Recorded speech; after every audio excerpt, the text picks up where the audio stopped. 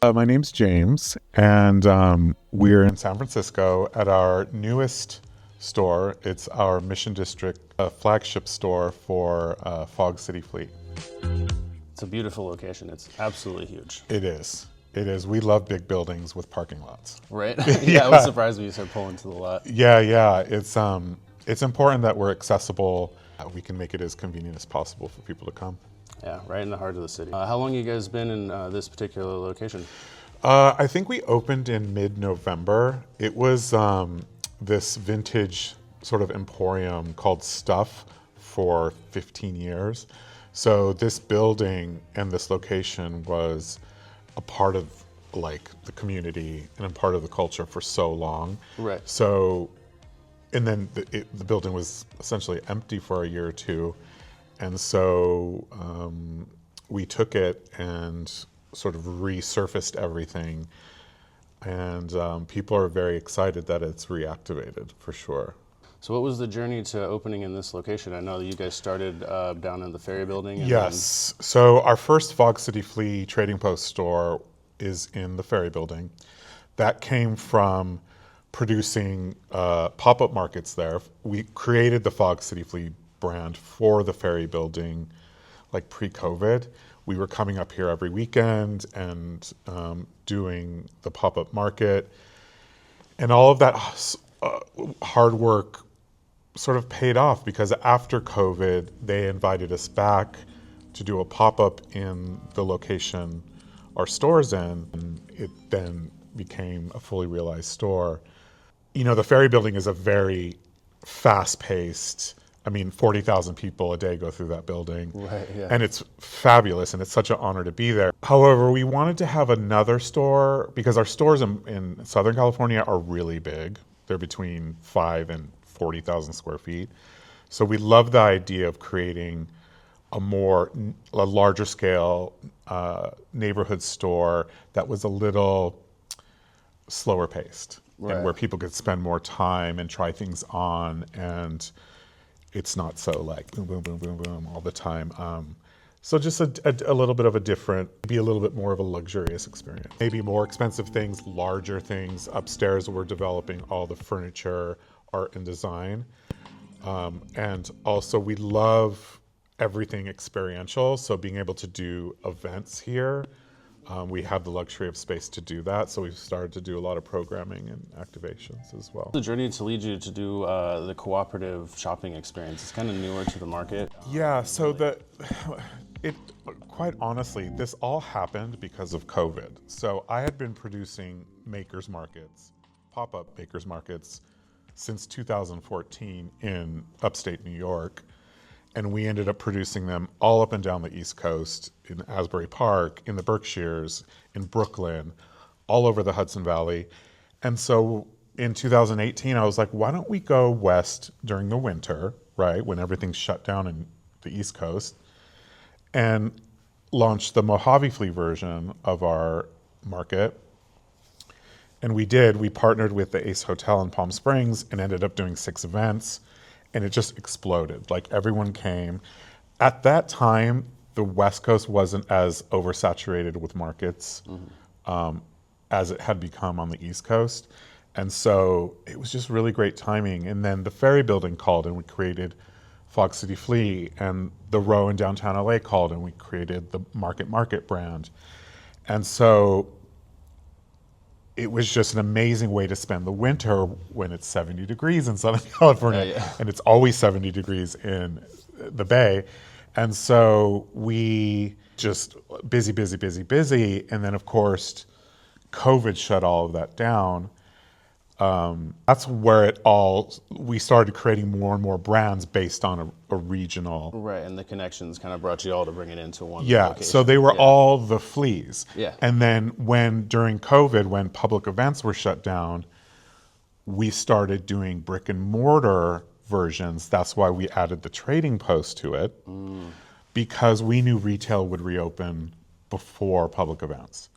So our first little Mojave Flea trading post store opened the day retail was reopened, and then it just grew from there. That's so cool. Yeah. Yeah, I love it. I want to check out your southern Yeah, they're fun. I mean, each store has, the Mojave Flea Trading Post in Joshua Tree is very much high des. The Palm Springs location is very much Palm Springs. Right. And the Bay stores are very the Bay. It's no, really, totally. that's the thing that makes them so fun, is bringing the talent and the color and the texture of that region that may not make sense in another place, but it makes perfect sense where it is. Yeah, if all these brands, I mean, just with the walk around we've done, they fit. I mean, my style, the Bay, everything. Yeah, awesome.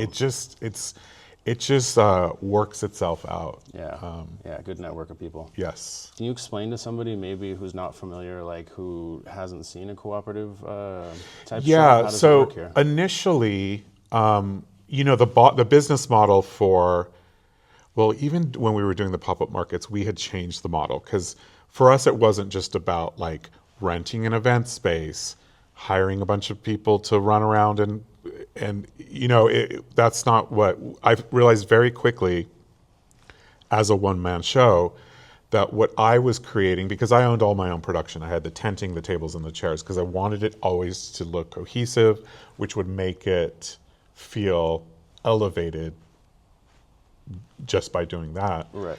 Rather than, I love a swap meet, but I didn't want my markets to look like a swap meet. Yeah. And so I realized very quickly that what we were creating was experiential marketing in a way.